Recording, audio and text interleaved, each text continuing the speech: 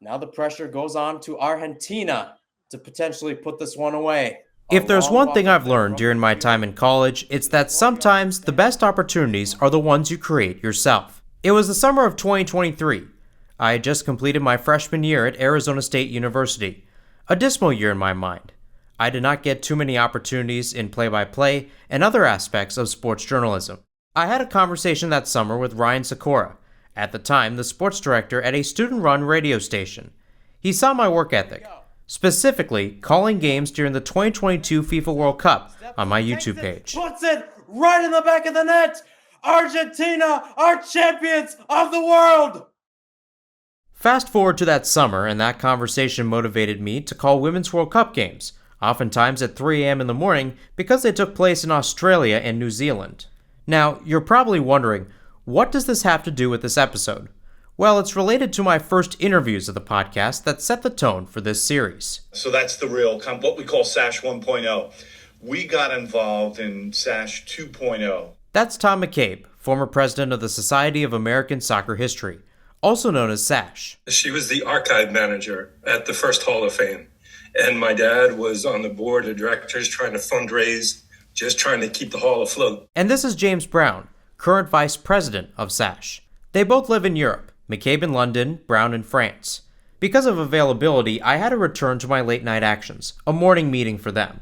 Similar to our joint interview and my Women's World Cup calls, the history of soccer in the United States started with sacrifices, late nights, early mornings, weekends, and sometimes extended time off for people with full-time jobs to play a sport they loved. A sport that was not as popular as football, baseball, and eventually basketball, but one that would captivate many fans over the coming decades. I'm Mahir Hassan, and this is the history of soccer in the United States. Episode 1, Soccer's Beginnings. Before we get into my interview with McCabe and Brown, I would like to acknowledge a man whose research has guided me and many others in this topic. David Wangren wrote 2 books about the beautiful game's history in the United States. The first one, Soccer in a Football World, was written in 2006, and the second one, Distant Corners, American Soccer's History of Missed Opportunities and Lost Causes, was published in 2011. Wangren doesn't explicitly call this a series. Rather, Distant Corners discussed various narratives that grew from soccer in a football world, and created their own angles that could stand alone. While Wangren passed away in 2012, both books, which involve research from the National Soccer Hall of Fame, then based in Oneonta, New York, and the Lovejoy Library, will be used in this podcast series, amongst other research. It is uncertain where soccer as we know it today originated in the United States. As early as 1685, an English traveler visiting Massachusetts claimed to have witnessed a quote-unquote great game of football, and some evidence suggests that George Washington encouraged his troops to play what he called games of exercise for amusement. It is assumed that a form of soccer is a part of those games. But to look at soccer's true start, we have to look at the nation's history around the 1860s. After a civil war, the newly united country was in the midst of reconstruction and deciding its main sport. Up until the war, it had been cricket. Baseball quickly took over afterward since it better suited American temperament and better represented its national character. While soccer today faces direct competition from baseball, with both sports holding a spring to fall schedule, it competes more with football and rugby, sports that are not only played in fall and winter, but could also be played on rectangular fields. On college campuses, rugby and later football prevailed because of muscular Christianity, a belief that commended the use of bravery and violence amongst young men. In ways, it was a fundamental part of education. To talk about where soccer stood in this concept is Zach Bigalke, a sports history professor at Penn State University. I'm teaching everything from 100 level history and philosophy courses. I get to teach history of sport in the United States. He also knows McCabe and Brown pretty well, as he serves as the secretary of SASH. Much like the start of soccer in the US, Bigalke's start with sports history was a bit unorthodox. He was in culinary school, moving across the country multiple times to manage kitchens and work in bakeries. While working with the University of Oregon's catering department, he had an inkling to go back to school, interestingly enough as a sports journalist, but ended up going into sports history. I got my bachelor's degree at 33 and then my master's at 35, and then came back for my PhD here at Penn State a couple of years after I finished my master's. And muscular Christianity is a common lesson in his classes. I actually taught about it last week with my students. Oh, really? Yep. What do you teach them about when you look at that and compare it to soccer? So when we talk about muscular Christianity, we're looking at, that ethos translating over that very Victorian era, very Victorian mindset, but comes over, translates very early from the UK into the United States.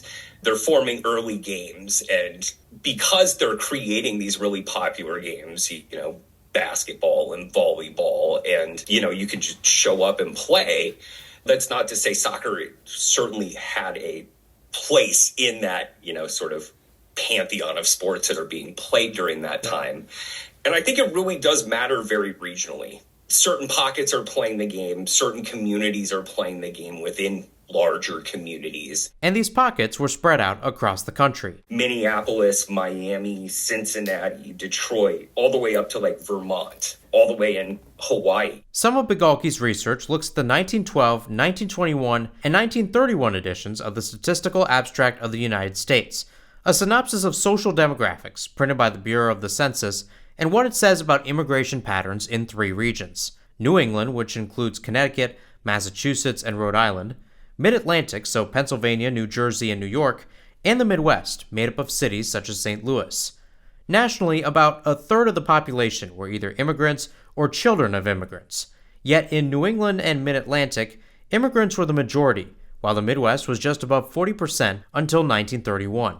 Immigrants were the ones to popularize soccer in their communities, but nationally they were part of a culturally disconnected melting pot.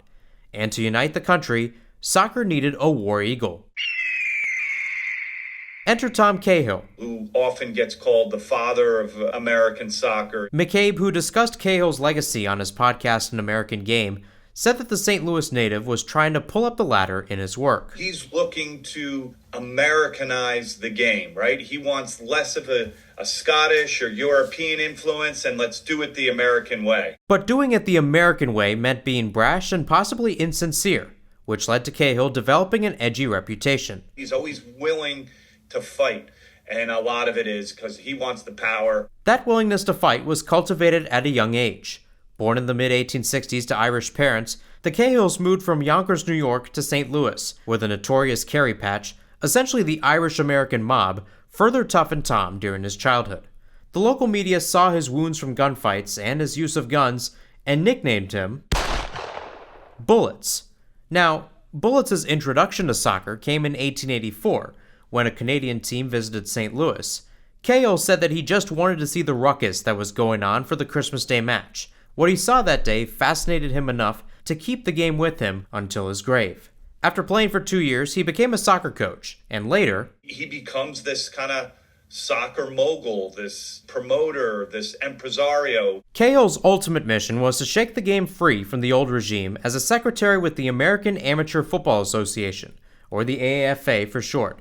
Although it lacked in attendance, Cahill was ready to get the organization recognized as the national governance of American soccer, a turning point for his work as an advocate. Here are 2 different groups vying for power and money and recognition, right? So you have this AFA that I mentioned, which has a lot of Scottish officers. Right. And then there was a newer group body that was formed out of the New York State Football Association. And this, I've found, it was a little bit more cosmopolitan, right? They might have had a Scottish guy or 2, but there were Jewish officers, Catholic officers, English, American. So it was, less of a tight-knit, group. You can only have, one national body recognized by FIFA. Thomas Cahill is kind of instrumental in this and pushing the one body, the AAFA, the American Amateur Football Association, to get recognition. In addressing the FIFA Congress during a visit to Stockholm in 1912, Cahill said that soccer was lacking organization. He understood that delaying the AAFA's recognition would be dangerous, but the brash man stood for honesty in this move. In lifting up the game, the league would do missionary work in public schools and other educational institutions, That ultimately helped their efforts. And they renamed themselves the United States Football Association and are official FIFA member in 1913. But there were still loose connections between teams and regions. The solution? Create a tournament that pits teams against one another and officially crowns a nationwide champion. And so, the National Challenge Cup was founded in 1914.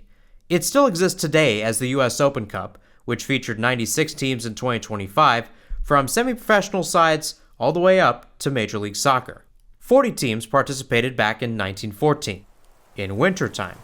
In some parts of the country, the cold weather did not matter, as 3,000 fans attended a match in Pittsburgh. In others, it did. In one instance, a shivering Chicago Tribune reporter said that the match was, quote, a frigid proposition from the tiny-clad kickers, end quote, and that 2 outfield players left to escape turning into icicles. And this would continue until the 1970s, when the competition shifted to its current spring-to-fall format. However, the following season, 82 teams participated, starting with all the teams from the popular National League. The Cup's Midwest expansion continued, with the first entries from Ohio and more from Illinois and Michigan. While Midwest Mecca St. Louis did not join in back then, and no West Coast teams were featured until the 1950s, the seeds were planted to the United States soccer scene that felt more connected. How much would you say that created a national brand of soccer? Up until this point, you have 2 different brands from 2 different backgrounds. They now join together, and now you're having teams and cities from all over the nation playing each other. Yeah, I mean, it definitely helps. It helps to knit together the tapestry that is American soccer history. They tried to be strategic and place, the semifinals and the finals in soccer-loving communities, soccer towns, as we like to say, where you had, hopefully interested parties because their team was playing, but then others just wanted to see a high-level game. Creates like a World Cup in ways. Go ahead, James. The makeup and the origins of all these teams, when you look at Bethlehem Steel, Maccabi Los Angeles, Philadelphia Ukrainians, Sporting Kansas City, Greek American AA, these are all winners of that cup. You look at what American soccer comes from. It comes from immigrants. That was the passion that was brought over from Europe after the Civil War. And that's where things started building up more and more in the post-Civil War Industrial Revolution. And what did they bring with them? Their passion for soccer. So you could see that in this cup, throughout the participants. When many of these teams joined the American Soccer League in 1921, they were ahead of other countries, including stalwarts in today's global game. And it showed during the first FIFA World Cup in 1930, where the team made the semifinals. What those preparations and travel looked like is coming up on the next episode of the History of Soccer in the United States. I'm Mahir Sinhasan.